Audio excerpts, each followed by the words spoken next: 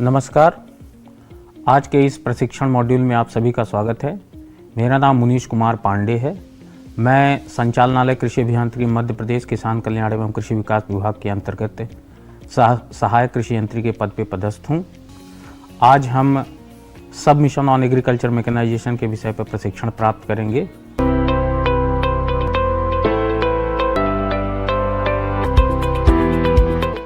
सबसे पहले सब मिशन ऑन एग्रीकल्चर मैकेनाइजेशन योजना के बारे में हम परिचय समझते हैं। इसको शॉर्ट फॉर्म में SMAM के नाम से जाना जाता है। यह एक योजना है जो national mission on agriculture extension and technology के अंतर्गत चलने वाली योजना है, जो वर्ष 2014-15 से केंद्र सरकार द्वारा संचालित है। योजना का उद्देश्य कृषि को आधुनिक बनाना और किसानों की उत्पादकता बढ़ाना है, जिसके तहत कृषि मशीनरी खरीदने पर सब्सिडी, कस्टम हायरिंग सेंटर और फार्म मशीनरी बैंक की स्थापना के लिए वित्तीय सहायता दी जाती है, ताकि छोटे और सीमांत किसानों को भी ट्रैक्टर, पावर वीडर जैसे कृषि उपकरण कम लागत पर मिल सके। प्रशिक्षण का उद्देश्य है संचालनालय कृषि अभियांत्रिकी मध्य प्रदेश अंतर्गत संचालित कृषि यंत्र अनुदान योजनाओं में SMAM योजना अंतर्गत अनुदान वितरण की जानकारी प्रदान करना, SMAM योजना अंतर्गत संचालित समस्त घटकों की जानकारी प्रदान करना, SMAM योजना अंतर्गत राज्य घटकों की विस्तृत जानकारी प्राप्त करना।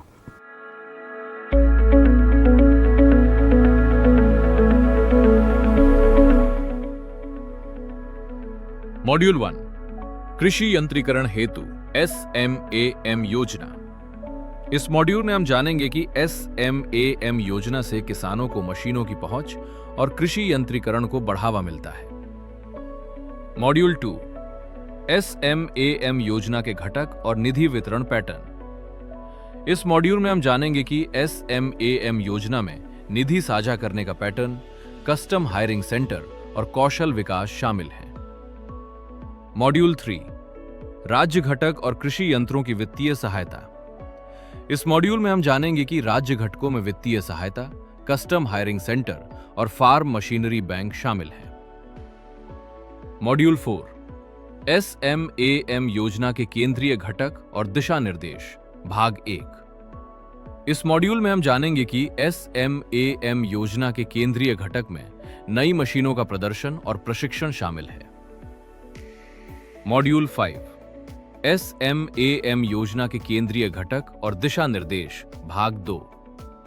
इस मॉड्यूल में हम जानेंगे कि SMAM योजना के दिशा निर्देशों में मशीनों के मानक और केंद्र सरकार की निगरानी शामिल है। मॉड्यूल 6 SMAM योजना के परिशिष्ट और अनुदान पैटर्न।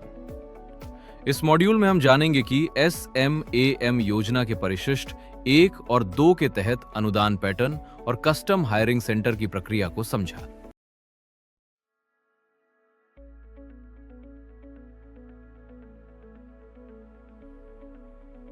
में हम योजना के उद्देश्य के बारे में समझेंगे और योजना के सफल क्रियान्वयन हेतु क्या स्ट्रेटजी यानी कि क्या रणनीति बनाई गई है, उसके बारे में हम जानेंगे। योजना का उद्देश्य है छोटे व सीमांत किसानों तक कृषि मशीनों की पहुंच बढ़ाना, विशेष रूप से उन क्षेत्रों में जहां फार्म पावर अत्यधिक निम्न है।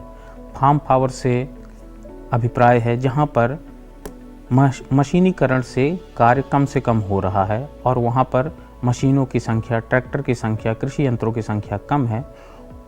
ऐसे जगहों पर छोटे व सीमांत किसानों को मशीनों की पहुंच बढ़ाना है। कस्टम हायरिंग सेंटर्स के माध्यम से किराए पर मशीनें उपलब्ध कराना एवं कृषि में युवाओं को स्वरोजगार के अवसर देना। कस्टम हायरिंग सेंटर अर्थात किराए पर कृषि यंत्रों को उपलब्ध कराना, जिससे कि छोटे, मझोले और सीमांत किसान हैं वो नई तकनीकी को किराए पर प्राप्त कर सकते हैं और किराए पर देने वाला व्यक्ति आय का साधन तैयार कर सकता है। ऐसे केंद्र का निर्माण करना कस्टम हायरिंग कहलाता है। प्रशिक्षण एवं प्रदर्शन के माध्यम से कृषि की नई तकनीकों का कृषकों के मध्य प्रचार प्रसार एवं क्षमता विकास करना। आज के समय में कई सारी कृषि यंत्रों की नई तकनीकें विकसित हो चुकी है, जो किसानों द्वारा आसानी से उपलब्ध न होने के कारण से उपयोग में नहीं की जा रही है। तो ऐसी तकनीकों को कृषकों के मध्य प्रशिक्षण के माध्यम से उसका जीवंत प्रदर्शन करके प्रचार प्रसार करना। देश में स्थापित विभिन्न कृषि यंत्र टेस्टिंग सेंटर के माध्यम से टेस्टिंग एवं प्रमाणीकरण सुनिश्चित करना। कई सारी ऐसी मशीनें रोज निर्मित हो रही हैं जिनके प्रमाणीकरण की आवश्यकता होती है। देश में कई सारे टेस्टिंग सेंटर, मुख्य रूप से 4 हैं, जहां पर इनके प्रशिक्षण टेस्टिंग करा करके उनका प्रमाणीकरण का कार्य किया जाता है। यह भी योजना का उद्देश्य है। योजना के सफल क्रियान्वयन हेतु क्या रणनीति होगी, इसके संबंध में हम जानेंगे। किसानों को व्यक्तिगत स्वामित्व के आधार पर कृषि यंत्रों एवं उपकरणों की खरीदी हेतु वित्तीय सहायता प्रदान करना। योजना के अंतर्गत SMEM योजना के अंतर्गत विभिन्न प्रकार के कृषि यंत्रों को अलग अलग सब्सिडी पैटर्न में प्रदान किया जाता है, जिसमें किसान व्यक्तिगत रूप से क्रय कर अनुदान प्राप्त कर सकता है। स्थान विशेष एवं फसल विशेष कृषि यंत्रों उपकरणों के लिए कस्टम हायरिंग सेंटर की स्थापना करना।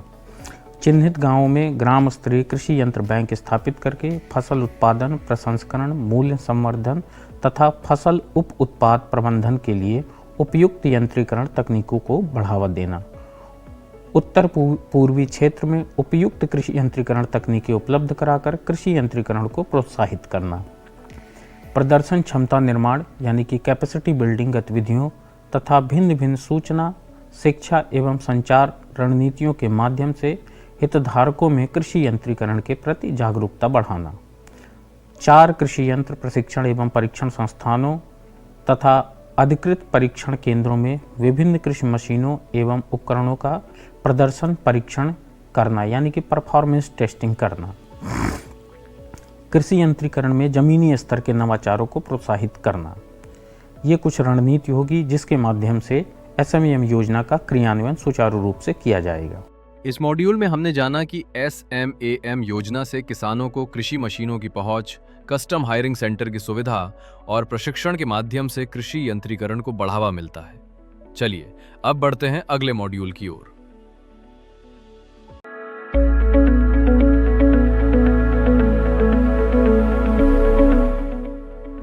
दूसरे मॉड्यूल में हम योजना के अनुदान पैटर्न के संबंध में समझेंगे और SMEM योजना के क्या क्या घटक हैं उसके बारे में जानकारी प्राप्त करेंगे। योजना के अंतर्गत राज्य सरकारें कृषि से संबंधित सभी योजनाओं जिनमें कृषि यंत्रीकरण उपमिशन भी शामिल है के लिए संयुक्त वार्षिक कार्य योजना प्रस्तुत करेंगी। SMEM की योजना में कृषि एवं किसान कल्याण विभाग की अन्य सभी योजनाओं के कृषि यंत्रीकरण से संबंधित घटक भी शामिल किए जाएंगे। कृषि यंत्रीकरण घटकों के लिए केंद्र और राज्य के बीच निधि साझा करने का पैटर्न इस प्रकार होगा। चूँकि यह योजना पूरे भारत देश में संचालित है, राज्य और उन केंद्र के बीच में निधि साझा करने का क्या पैटर्न होगा, ये इस प्रकार है।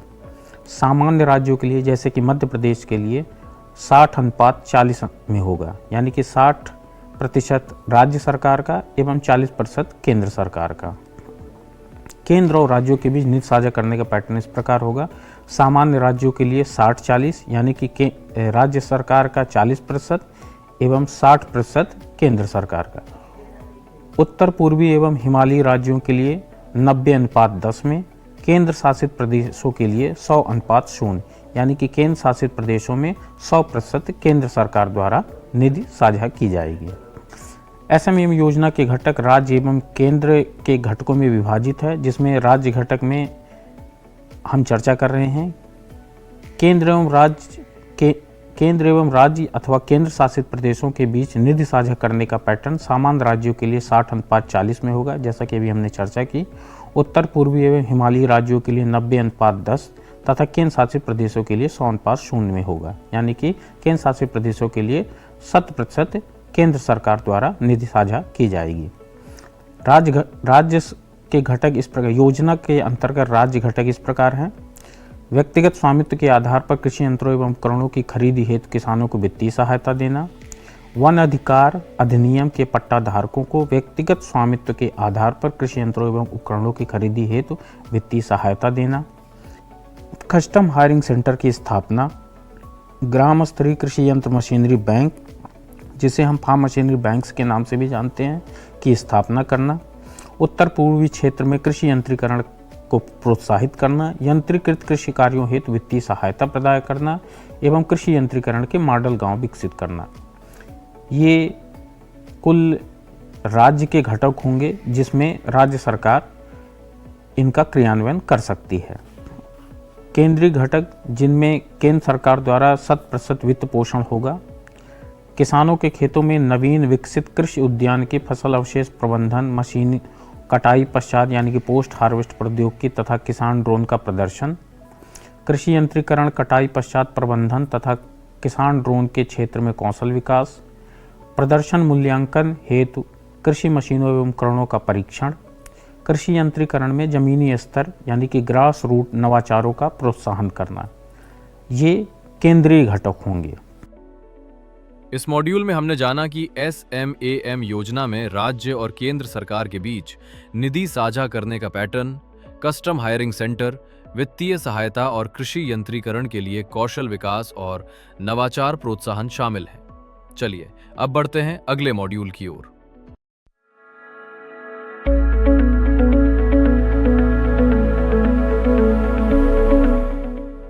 अब हम मॉड्यूल 3 में राज्य के जो घटक हैं, जो मुख्य घटक हैं, उसके बारे में हम चर्चा करेंगे। अभी जैसे कि हमने जाना कि राज्य घटक में पहला घटक है किसानों को व्यक्तिगत स्वामित्व के आधार पर कृषि मशीनरी एवं उपकरणों की खरीद हेतु वित्तीय सहायता देना। FRA यानी कि वन अधिकार अधिनियम के पट्टा धारकों को व्यक्तिगत स्वामित्व के आधार पर कृषि मशीनरी एवं उपकरणों की खरीद हेतु वित्तीय सहायता देना। कस्टम हायरिंग सेंटर्स की स्थापना करना एवं ग्राम स्तर पर फार्म मशीनरी बैंक की स्थापना करना। अब इसके बारे में हम विस्तृत में जानेंगे। व्यक्तिगत स्वामित्व के आधार पर कृषि मशीनरी एवं उपकरणों की खरीद हेतु किसानों को वित्तीय सहायता, इसको लागू करने के लिए राज्य सरकार अथवा यूनियन टेरिटरीज यानी कि केंद्र शासित प्रदेश होंगे। इसमें वित्तीय सहायता लघु सीमांत किसानों, अनुसूचित जाति, अनुसूचित जनजाति वर्ग के किसानों, महिला किसानों तथा पूर्वोत्तर राज्य और हिमालयी क्षेत्रों के किसानों को मशीन की लागत का 50% अनुदान दिया जाएगा, यानी कि 50% तक वित्तीय सहायता प्रदान की जाएगी। अन्य सभी वर्ग के किसान यानी कि बड़े किसान जिनके पास भूमि ज़्यादा है, मशीन की लागत का 40% तक वित्तीय अनुदान दिया जाएगा। मशीन बार प्रत्येक यंत्र पर कितना अनुदान है, इस संबंध में SMAM योजना की गाइडलाइन की एनेक्सर 1 अर्थात परिशिष्ट 1 में प्रदर्शित किया गया है। इसे हम लास्ट में समझेंगे। इस घटक का लाभ लेने के लिए जो बेनिफिशरी होंगे वो किसान होंगे। इसको लागू करने का तरीका किस प्रकार होगा, ये गाइडलाइन में इस प्रकार बताया गया है कि लाभार्थी की पहचान राज्य, जिला नोडल एजेंसियों द्वारा पारदर्शी तरीके से की जाएगी। कम यंत्रीकरण स्तर वाले क्षेत्रों पर विशेष ध्यान दिया जाएगा ताकि क्षेत्र एवं फसल विशेष उपयुक्त मशीनों की उपलब्धता बढ़ाई जा सके। महंगी कृषि मशीनरी जैसे 40 हॉर्स पावर तक के अधिक के ट्रैक्टर, कंबाइन हार्वेस्टर, गन्ना हार्वेस्टर, अन्य जो बड़ी मशीनें हैं जिसका उल्लेख योजना की गाइडलाइन की परिशिष्ट 1 में किया गया है, केवल कस्टम हायरिंग सेंटर एवं फार्म मशीनरी बैंक के माध्यम से ही प्रोत्साहित की जाएगी तथा ऐसे मशीनों के व्यक्तिगत स्वामित्व को हतोत्साहित किया जाएगा। अर्थात छोटी मशीनों को ज़्यादातर किसानों को व्यक्तिगत स्वामित्व के आधार पर उपलब्ध कराने के लिए गाइडलाइन दी गई है और जो बड़ी मशीनें हैं उनको कस्टम हायरिंग सेंटर्स अथवा फार्म मशीनरी बैंक के माध्यम से ही प्रोत्साहित किया गया है। उन्हीं के माध्यम से इन मशीनों को अनुदान पर उपलब्ध कराया जाएगा।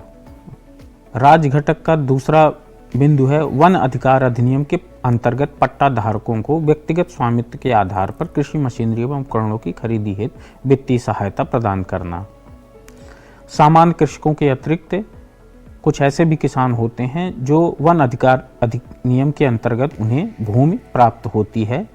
ऐसे किसानों को, सभी किसानों को मशीन की लागत का 90% तक का वित्तीय सहायता प्रदान करने का प्रावधान है। इसके लिए जो हितग्राही होंगे वो FRA यानी कि फॉरेस्ट राइट एक्ट के अंतर्गत पट्टा धारक होंगे। इसमें लाभार्थियों की सूची जनजातीय कार्य मंत्रालय यानी कि मिनिस्ट्री ऑफ ट्राइबल अफेयर द्वारा प्रदान की जाएगी। अनुसूचित जनजातियों के लिए विकास कार्य योजना के अंतर्गत आवंटित धनराशि का उपयोग इसमें किया जाएगा। तीसरा बिंदु है कस्टम हायरिंग सेंटर की स्थापना। कस्टम हायरिंग सेंटर की स्थापना मुख्य रूप से पढ़े लिखे बेरोजगार युवाओं के लिए है जो खेती में कार्य भी करना चाहते हैं और नई तकनीकों को अपना करके अपने क्षेत्र में उसकी पहुंच बढ़ाना चाहते हैं। इसको लागू करने के लिए स्टेट गवर्नमेंट है और इसमें वित्तीय सहायता इस प्रकार है, 25 लाख रुपए तक की लागत वाले परियोजना के लिए 40% तक की वित्तीय सहायता प्रदान की जाएगी।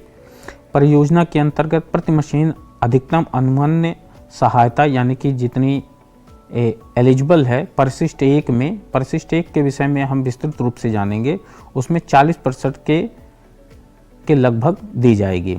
इस योजना में कस्टम हायरिंग सेंटर स्थापित करने के लिए जो कृषि स्नातक होंगे उनको किसान ड्रोन कस्टम हायरिंग सेंटर की स्थापना हेतु कृषि ड्रोन एवं उससे संलग्न उपकरणों की मूल लागत का 50% या अधिकतम 5 लाख रुपए तक की सहायता दी जाएगी, जो भी कम हो, 50% अथवा 5 लाख। इसके लिए एलिजिबल होंगे जो रूरल एंटरप्रेन्योर कर रहे हैं, यानी कि जो पहले से ही छोटा मोटा व्यापार कर रहे हैं कृषि से संबंधित, और दीनदयाल अंत्योदय योजना के अंतर्गत जो समूह बनाए जाते हैं NRLM के, स्व सहायता समूह हैं या फिर FPOs हैं या फिर पंचायत स्तर की जो समितियां हैं, ये सभी इस योजना का लाभ लेने के लिए, इस घटक का लाभ लेने के लिए एलिजिबल हैं। इसके लागू करने का क्या क्राइटेरिया होगा, इसमें गाइडलाइन में ऐसा बताया गया है कि राज्य वार्षिक कार्य योजना के अंतर्गत कार्यान्वयन हेतु चिन्हित जिलों में स्थान एवं फसल विशेष कृषि मशीनरी एवं उपकरणों, कटाई उपरांत प्रौद्योगिकी एवं मूल्य संवर्धन मशीनरी तथा किसान ड्रोन सहित सटीक खेती तकनीकों के कस्टम हायरिंग सेंटर स्थापित किए जाएंगे। क्षेत्र विशेष में कस्टम हायरिंग स्थापित किए जाने हेतु इसमें दिशा निर्देश दिए गए हैं। चौथा प्रमुख बिंदु है राज्य घटक का ग्राम स्तर पर कृषि यंत्र बैंक यानी कि फार्म मशीनरी बैंक स्थापित करने के लिए इसमें दिशा निर्देश दिए गए हैं। इसके लिए NRLM के या फिर क्लस्टर लेवल फेडरेशन या फिर जो महिला स्व सहायता समूह होती हैं और FPOs जो पंचायत स्तर की समितियां होती हैं, ये सभी इसका लाभ लेने के लिए एलिजिबल होंगे। इसमें 30 लाख तक की परियोजना के लिए सामान्यतः 80% तक तथा FRA पट्टा धारकों के FPO या फिर स्व सहायता समूहों के लिए 90% तक वित्तीय सहायता प्रदान की जाएगी। व्यक्तिगत मशीनों पर सब्सिडी परिशिष्ट 1 में दी गई अधिकतम सीमा को दोगुना तक हो सकता है। 30 लाख से अधिक लागत वाली परियोजना में सहायता की अधिकतम सीमा 24 लाख होगी और FRA पट्टा धारकों के लिए अधिकतम 27 लाख होगी। 10 लाख से अधिक लागत वाले farm machinery banks credit linked back ended capital subsidy model पर स्थापित होंगे। फार्म मशीनरी बैंक बजट का कम से कम 25% भाग प्रसंस्करण, मूल्य संवर्धन एवं उप उत्पाद यानी कि बाई प्रोडक्ट प्रबंधन हेतु दीनदयाल अंत्योदय योजना के जो NRLM महिला स्व सहायता समूह होते हैं उनके लिए आरक्षित होंगे। फार्म मशीनरी बैंक कृषि यंत्रों के लिए हो सकता है या फिर प्रोसेसिंग के लिए यानी प्रसंस्करण की मशीनों के लिए भी हो सकता है। फार्म मशीनरी बैंक में अधिक से अधिक एक ट्रैक्टर लेने का प्रावधान दिया गया है और ज़्यादातर ऐसे क्षेत्रों में फार्म मशीनरी बैंक बनाए जाएंगे जहां पर कृषि यंत्रीकरण का स्तर बहुत ही कम है, यानी कि मशीनों की संख्या कम है। आज भी परंपरागत तकनीकी से वहां पर खेती की जा रही है। एवं नमो ड्रोन दीदी योजना के अंतर्गत चयनित महिला स्व सहायता समूहों को बहुउपयोगी मशीनों को खरीद में प्राथमिकता दी जाएगी। तो ये चौथा बिंदु था राज्य घटक का ग्राम स्तर पर कृषि यंत्र बैंक अथवा फार्म मशीनरी बैंक जिसे हम कह रहे हैं की स्थापना। इस मॉड्यूल में हमने जाना कि राज्य घटकों में किसानों को कृषि यंत्रों की खरीद के लिए वित्तीय सहायता, कस्टम हायरिंग सेंटर और फार्म मशीनरी बैंक की स्थापना शामिल है। चलिए अब बढ़ते हैं अगले मॉड्यूल की ओर।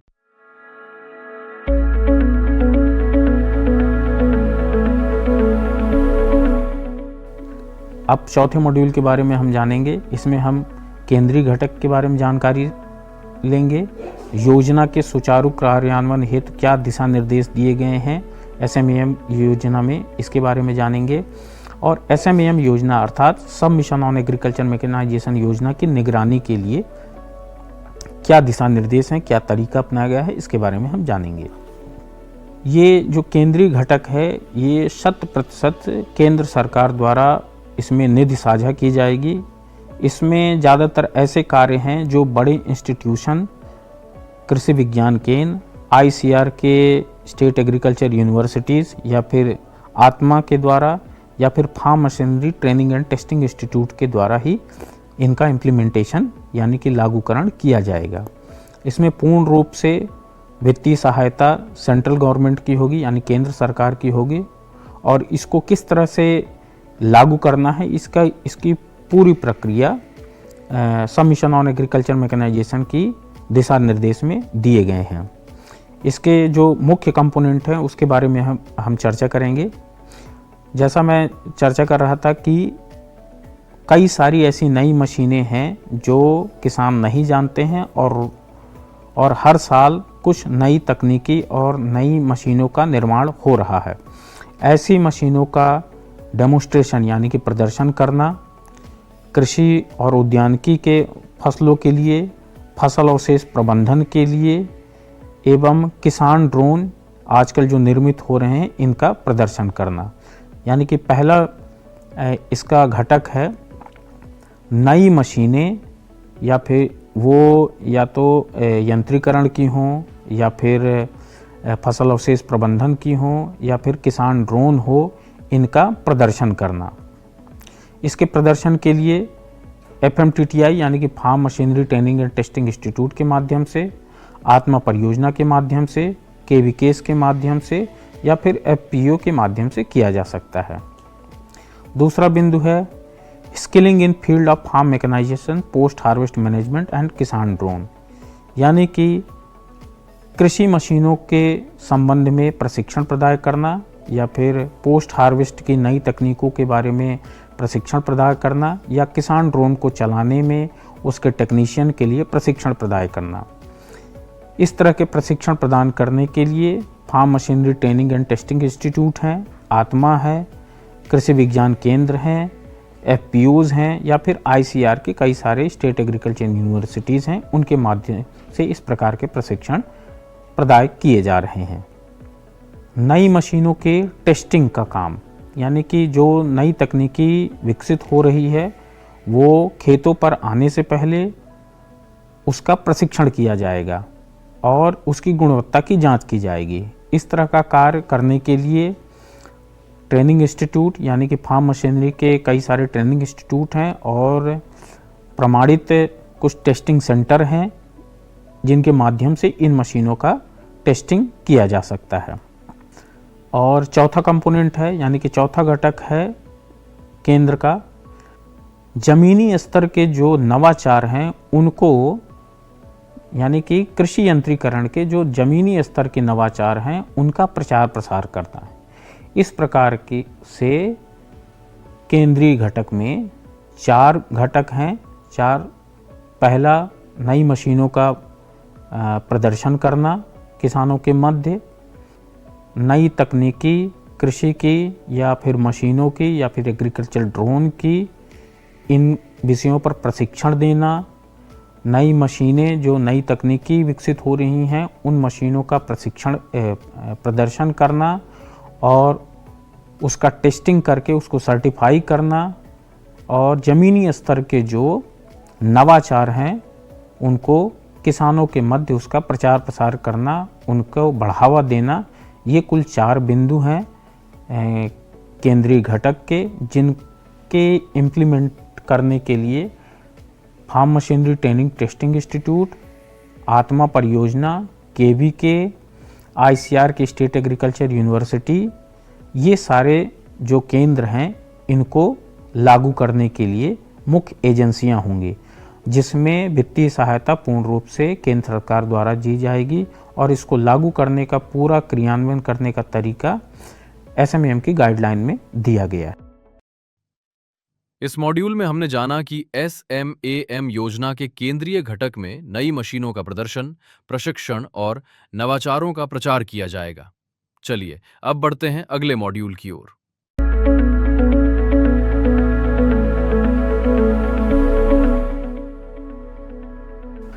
योजना के सुचारू कार्यान्वयन हेतु दिशा निर्देश, हालांकि दिशा निर्देश बहुत सारे हैं लेकिन मुख्य बिंदुओं पे हम चर्चा करेंगे। केवल वही निर्माता पात्र होंगे जिनकी मशीनें मानक स्पेसिफिकेशन के अनुरूप हों, वैध उनकी परीक्षण रिपोर्ट हो, वारंटी हो एवं बिक्री पश्चात सेवा उपलब्ध हो। राज्यों द्वारा उन्हें सूचीबद्ध किया जाएगा। मतलब इस तरह के निर्माता ही राज्यों द्वारा सूचीबद्ध किए जाएंगे जिनकी मशीनें मानक यानी कि विनिर्देशों के अनुरूप हो, वैध उनकी परीक्षण रिपोर्ट हो, वारंटी हो और आफ्टर सेल्स सर्विस देने के लिए वो तैयार हों। ऐसे ही निर्माताओं को राज्यों द्वारा सूचीबद्ध किया जाएगा। मशीनों की कीमत बाजार के अनुरूप होनी चाहिए। अधिकतम विक्रय मूल्य, वारंटी व आफ्टर सेल सेवाओं में पारदर्शिता अनिवार्य है। छोटे निर्माताओं को बढ़ावा देने हेतु अत्यधिक EMD परफॉर्मेंस सिक्योरिटी से बचा जाए।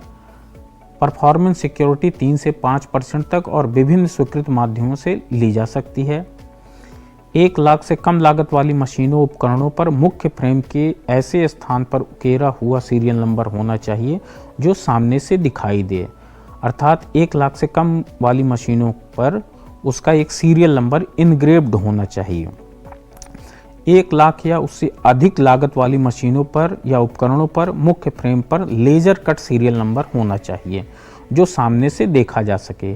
जहां लेजर कट संभव न हो वहां वेल्डिंग द्वारा सीरियल नंबर प्लेट लगाई जाएगी, लेकिन जो वेल्डिंग द्वारा भी लगाई जाएगी उसमें भी लेजर कट ही सीरियल नंबर होना चाहिए और प्रॉपर फॉर्मेट में होना चाहिए। वो फॉर्मेट के बारे में हम अभी चर्चा करेंगे आगे की स्लाइड में।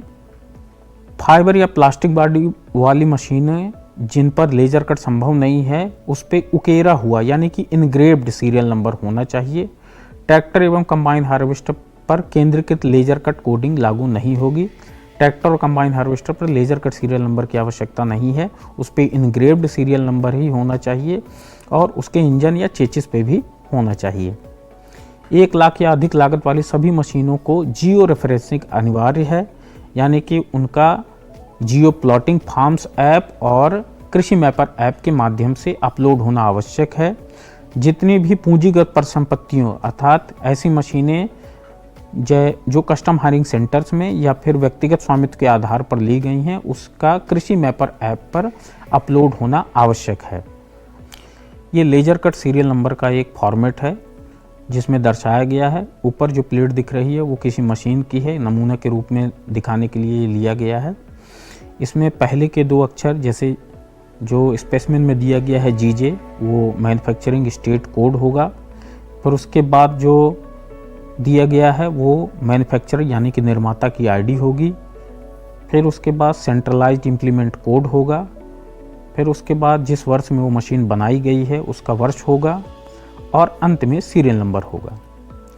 ये standardised unique identification coding laser cut serial number का एक फॉर्मेट है। स्कीम की मॉनिटरिंग। सब मिशन ऑन एग्रीकल्चर मैकेनाइजेशन के इम्प्लीमेंटेशन के बाद केंद्र सरकार किस प्रकार से मॉनिटरिंग करेगी उसके बारे में हम जानेंगे।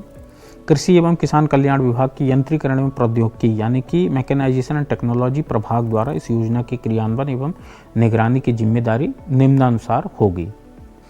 योजना के अंतर्गत विभिन्न हस्तक्षेपों के क्रियान्वयन, निगरानी एवं मूल्यांकन में सहायता करना तथा फीडबैक प्रगति रिपोर्ट उपलब्ध कराना, संगठनात्मक एवं तकनीकी विषयों पर मार्गदर्शन प्रदान करने हेतु राज्यों का नियमित बार भ्रमण करना, क्षमता निर्माण हेतु सामग्री का संकलन तथा देश के विभिन्न क्षेत्रों में विभिन्न विषयों पर कार्यशालाओं, सेमिनारों, प्रदर्शनों जैसे प्रचारात्मक कार्यक्रमों का आयोजन करना अथवा उनमें भाग लेना।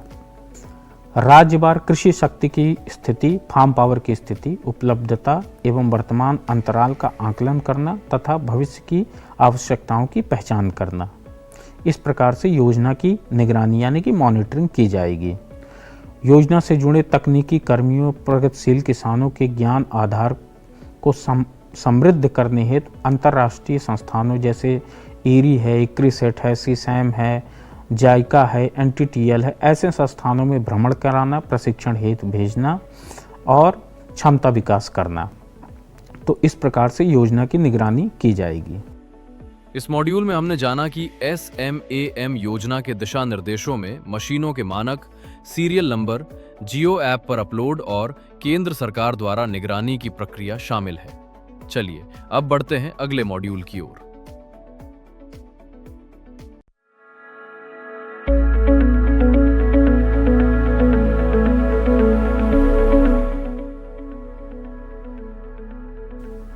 SMAM योजना अंतर्गत जो परिशिष्ट दिए गए हैं, परिशिष्ट 1 और परिशिष्ट 2, उसके बारे में हम चर्चा करेंगे। किस प्रकार से अनुदान दिया जा रहा है, ये सारी बातें हम इसमें देखेंगे। जैसा कि अभी पिछले मॉड्यूल में हमने चर्चा की थी कि व्यक्तिगत स्वामित्व के आधार पर कृषि यंत्र खरीदने पर कितना अनुदान दिया जाएगा, अधिकतम कितना होगा, न्यूनतम कितना होगा और उसकी अधिकतम सीमा कितनी होगी।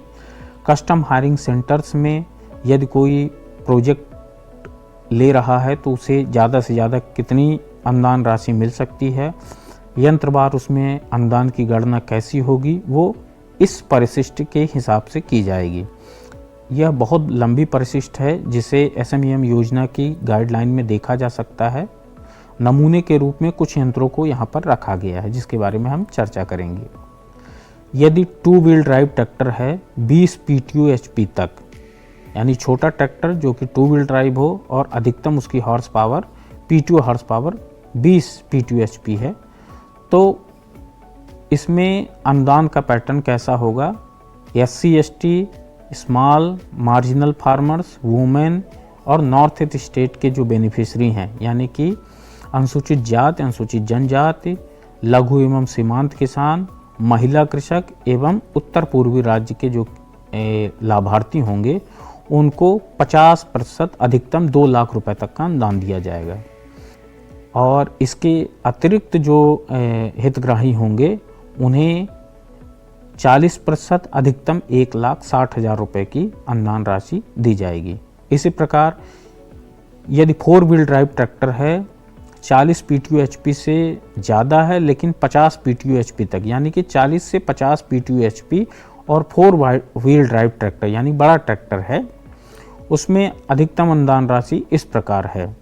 अनुसूचित जाति, अनुसूचित जनजाति, लघु एवं सीमांत किसान, महिला कृषक एवं उत्तर पूर्वी राज्य के जो किसान हैं उनके लिए अधिकतम 5,45,000 रुपये, 50% अधिकतम सीमा है 5,45,000 रुपये। इसी प्रकार अन्य किसानों के लिए अधिकतम अनुदान 4,36,000 और 40%, अर्थात 40% लेकिन अधिकतम 4,36,000 ही होगा। अन्य यंत्रों पे भी इसी प्रकार सूची दी गई है, हम आगे चर्चा करते हैं। परिशिष्ट में बताया गया है कि जो सभी प्रकार की मशीन 20 PTU HP से कम की जो मशीनें हैं, 20 PTU HP से ऊपर की हैं, 40 से 50 के बीच में हैं या फिर 50 से ऊपर के हॉर्स पावर की मशीनें जो ट्रैक्टर से चलती हैं, अलग अलग उसका वर्गीकरण किया गया है और उसका अलग अलग अनुदान की राशि भी है। 40% न्यूनतम है, अधिकतम है 50% और प्रत्येक मशीन पे एक अधिकतम सीमा दी गई है। जैसे लेजरलैंड लेवलर अगर 6 फीट का है तो उसमें छोटे सीमांत किसानों के लिए, महिला किसानों के लिए 50% अधिकतम 1,35,000 की छूट है। और यदि यही मशीन अन्य कृषक लेता है तो उसे 40% अधिकतम 1,08,000 रुपये की छूट है। इसी प्रकार ये जैसे सुपर सीडर अगर 6 फीट तक का कोई किसान ले रहा है और महिला कृषक है अथवा अनुसूचित जाति, अनुसूचित जनजाति या फिर उत्तर पूर्वी राज्य का कोई किसान है, तो 6 फीट के सुपर सीडर में अधिकतम अनुदान 1,30,000, 50% यानी कि 50% अधिकतम 1,30,000 की छूट यानी अनुदान राशि दी जाएगी। और अन्य कृषक है यदि तो उसे अधिकतम 1,04,000, 40% तक का अनुदान दिया जाएगा। इस प्रकार अनुदान का पैटर्न है। इसमें बहुत सारी मशीनों के बारे में बताया गया है कि कितना अनुदान दिया जा सकता है। सब मिशन ऑन एग्रीकल्चर मैकेनाइजेशन की योजना के अंतर्गत नमूने के रूप में हमने कुछ यंत्रों के बारे में कितना अनुदान है उसकी जानकारी प्राप्त की। इसी प्रकार योजना के अंतर्गत परिशिष्ट 2 भी है। परिशिष्ट 2 में मुख्य रूप से credit linked back ended subsidy के बारे में बताया गया है कि किस प्रकार से अनुदान दिया जाएगा। जो कस्टम हायरिंग योजना है या फिर पूंजीगत जो योजना है जिसमें बैंक से फाइनेंस कराना अनिवार्य है, किस प्रकार से अनुदान दिया जाएगा, इसके बारे में हम थोड़ा सा जानेंगे। योजना के अंतर्गत पात्र परियोजनाओं को 50% पूंजी अनुदान दिया जाएगा, जो 2 किस्तों में जारी होगा। पहली अग्रिम अनुदान के रूप में और दूसरी भौतिक सत्यापन के बाद। अग्रिम अनुदान राशि सहभागी बैंकों के माध्यम से सब्सिडी रिजर्व फंड खाते में रखी जाएगी और ऋण अवधि के अंत में ऋण के विरुद्ध समायोजित की जाएगी। शेष 50% अनुदान मशीनों उपकरणों के निरीक्षण एवं सत्यापन के बाद जारी किया जाएगा। अनुदान राशि पर कोई ब्याज देय नहीं होगा और इसे ऋण घटक से अलग माना जाएगा। लाभार्थी द्वारा मशीनें खरीदने के बाद निरीक्षण, दावा प्रस्तुतिकरण और अंतिम अनुदान का समायोजन किया जाएगा। प्रत्येक परियोजना की निगरानी बैंक एवं कार्यान्वयन एजेंसियों द्वारा की जाएगी। तो ये कुछ परिशिष्ट 2 के प्रमुख बिंदुओं के बारे में हमने जाना। मध्य प्रदेश में SMEM योजना का क्रियान्वयन कृषि अभियांत्रिकी विभाग के द्वारा किया जा रहा है, जिसमें कई सारे कृषि यंत्रों पे अनुदान ऑनलाइन DBT पोर्टल के माध्यम से दिया जा रहा है। कृषकों का चुनाव हो रहा है जैसा कि गाइडलाइन में दिया गया है। कस्टम हायरिंग सेंटर्स का भी मध्य प्रदेश में क्रियान्वयन किया जा रहा है, जिसमें हितग्राहियों का चयन ऑनलाइन हो रहा है। तो ये SMEM योजना की एक संक्षिप्त जानकारी थी और इसका किस प्रकार से क्रियान्वयन किया जा सकता है, इसकी पूरी जानकारी आपको दी गई। इस मॉड्यूल में हमने जाना कि SMAM योजना के परिशिष्ट 1 और 2 के तहत अनुदान पैटर्न और कस्टम हायरिंग सेंटर के लिए वित्तीय सहायता की प्रक्रिया को समझा गया है। चलिए अब बढ़ते हैं निष्कर्ष की ओर।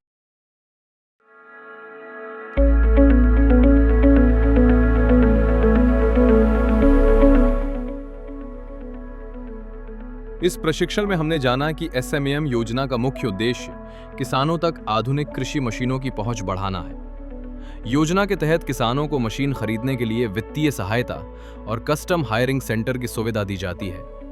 राज्य और केंद्र सरकार मिलकर इस योजना को लागू करती हैं और अलग-अलग राज्यों के लिए अलग निधि पैटर्न तय है। फार्म मशीनरी बैंक और कस्टम हायरिंग सेंटर से छोटे किसानों को मशीनें किराए पर मिलती हैं। केंद्रीय घटकों के तहत नई मशीनों का प्रदर्शन, प्रशिक्षण और टेस्टिंग की जाती है। मशीनों के लिए मानक, सीरियल नंबर और ऐप पर अपलोड की व्यवस्था से पारदर्शिता बनी रहती है। परिशिष्ट के माध्यम से अनुदान की राशि और प्रक्रिया स्पष्ट की गई है। कुल मिलाकर ये योजना खेती को आसान, आधुनिक और लाभकारी बनाने में मदद करती है।